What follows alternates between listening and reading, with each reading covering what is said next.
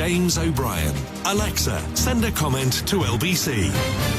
It is 11:47 and you are listening to James O'Brien on LBC, where I should have mentioned earlier, actually, I've been quoting from the rather excellent piece in The Atlantic by Jonathan Rauch, but Simon Marks has a characteristically acute piece in the I newspaper today as well, where he once again resists the urge to indulge in any I told you so's, but it is fair to say that an awful lot of what you have expressed fear of is now coming to pass. Alex Pretti, and you may disagree with this, actually, but to me it feels different even from Renee Nicole Good, and I don't fully understand why. Do you? Well, I think it does feel a little bit different from Renee Nicole Good, which is not in any way, James, to disparage Renee Nicole Good, because I think it's absolutely evident that she was shot in cold blood by a trigger-happy ICE agent, yes, and that she was, at the time of her killing, posing no particular threat to that ICE agent. But in the case of Alex Pretti, I mean, the distinction is that he was absolutely exercising his entirely legal rights to observe and film the enforcement operations that were being conducted by the Border Patrol. At no point does, in any of the videos, at no point do you see him goading or engaging with those Border Patrol agents. In fact, what they do is approach him and another woman on the streets. They knock the other woman to the ground, and Mr. Pretti, who at this point only has one thing in his hand, and that's a cell phone, puts his other hand up to indicate that he's going to go and render some assistance to this woman who's been thrown to the ground. He is, after all, an intensive care unit nurse. As he is trying to render assistance to her, the Border Patrol descend upon him and the woman. They pepper spray both of them, and then they begin pummeling Mr. Pretti. And, you know, there is no indication whatsoever that he posed any kind of threat to them at all. No indication that any of the mendacious claims made by the Secretary of Homeland Security, Kristi Noem, the White House Deputy Chief of Staff, Stephen Miller, you know, that he was a would-be assassin, that he's arrived at the scene to try and kill as many immigration enforcement agents as possible. There is no indication to support any of those claims. He wasn't, as they claim, brandishing his weapon. In fact, the ICE agents take his weapon off him before they then fire 10 bullets into the Border Patrol agents, I should say. They take his weapon off him before they fire 10 bullets into him. And, of course, the other massive difference here is that Alex Pretti was exercising his Second Amendment rights under the American Constitution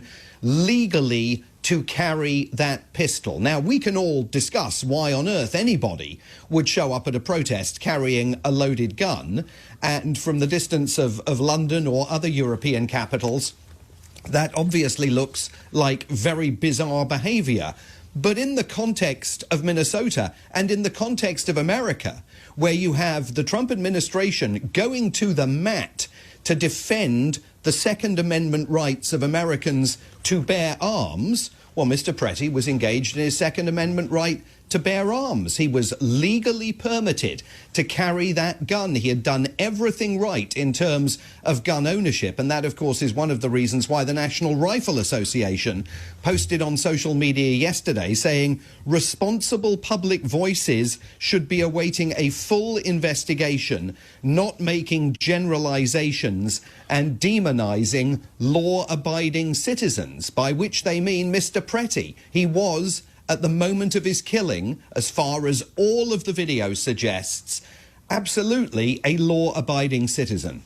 You talk about the old two countries divided by a foreign language, by a common language thing, which is never truer than with regard to guns. I'm always a little bit wary when this happens. You've just spoken, and while you were speaking, I was thinking, and my thoughts have led me to a place, and I'm going to say it out loud, and you're going to tell me that I'm wrong. If Alex Pretti hadn't been carrying a gun, the reaction of the administration would not be currently looking a little bit like an investigation or a climb down. Absolutely, without question. You are absolutely right. And it's one of the reasons, of course, why the killing of Renee Nicole Good did not result in any kind of climb down. I mean, if she'd been legally carrying a weapon in her car... I know you live there, yes, I know you're used to it, insane. but this is absolutely insane. But James, to put it into context, I was just looking up the numbers to remind myself. Do you know how many Americans in 2024 tried to take guns through security checkpoints at an American airport? The TSA in 2024 intercepted 6,678 firearms at airport security checkpoints, and 94% of them were loaded. So when Homeland Security Secretary Kristi Noem starts talking about why would anybody show up at a protest with a gun rather than a sign, well, I don't know, Ms. Noem, but why does anybody show up at an American airport with a loaded gun when they know they're not going to get it through the security checkpoint? Why is the right of Americans to show up at schools with guns, to show up in movie theatres with guns, to show up at football games with guns?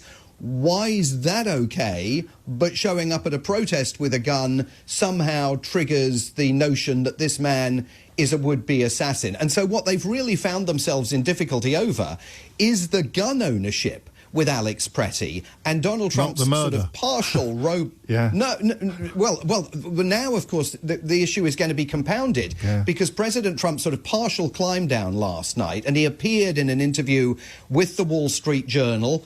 Not coincidental, a Murdoch newspaper that yesterday accused the US government of lying about what had taken place in Minneapolis.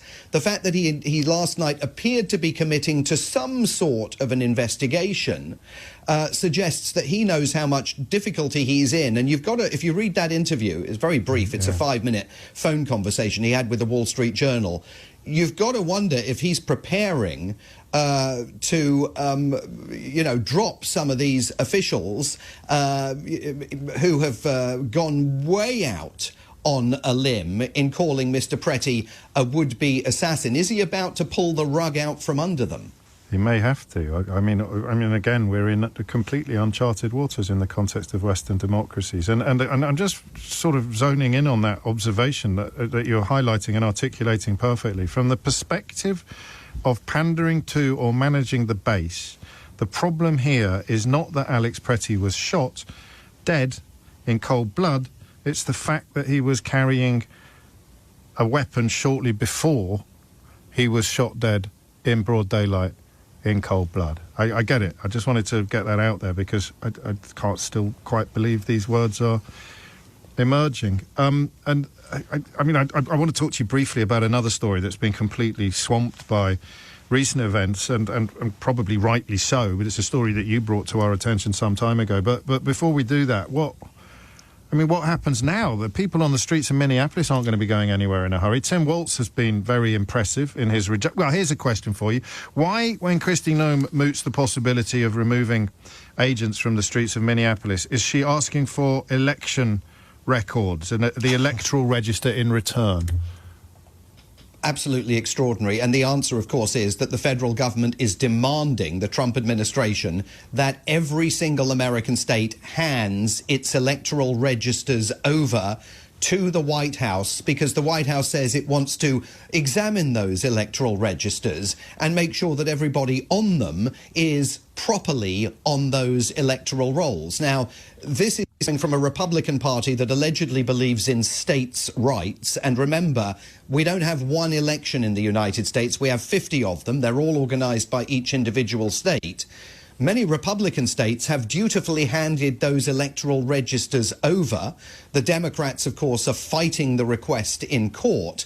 But the reason why they want to get their hands on it, many critics of the administration contend, is because once you've got the electoral register you've got the power. You've got the power to disrupt elections, to challenge the outcome of elections by saying, well, Mr. Gonzalez from Acacia Avenue in Houston, Texas, I mean, we need to see proof that he is an American citizen and he has a right to vote. Wow. So this is all part of preparations for massive jiggery-pokery in November. Great use of the phrase jiggery-pokery, and thank you for making me smile during such dark times. You were the first, I think, certainly on this programme, to moot the possibility of there being no midterms. What are the odds on that now, in your view? Well, whether the midterms take place or not, I think is almost not the central question. I think the question is, will midterm elections take place in a time-honoured, free and fair fashion?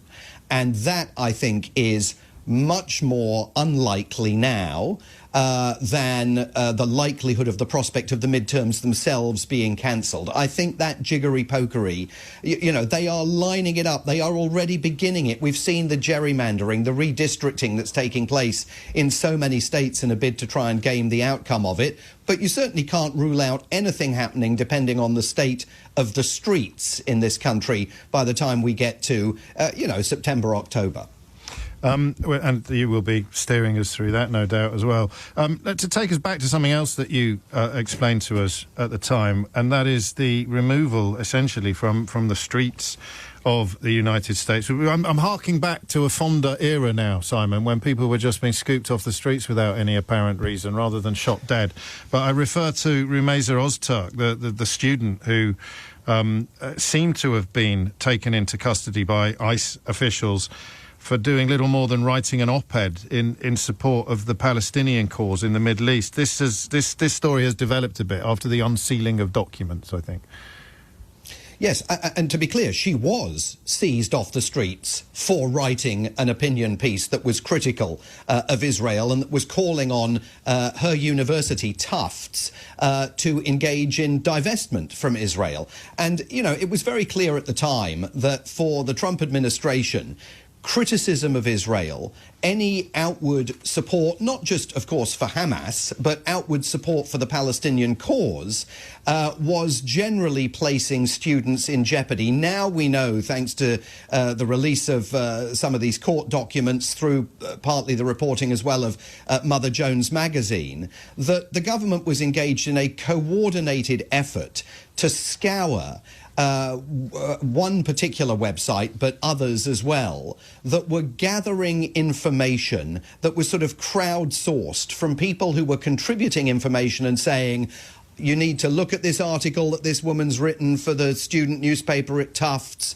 You need to look at the words that this protester used at a particular university. I mean, this is how the government was focused on particular students and others that it decided to pursue in what it maintains was a campaign to protect free speech in the United States, but absolutely crack down on what they claimed falsely were terrorist sympathizers in many cases on the campuses of American universities. And as I think you and I said at the time, much of this started on social media.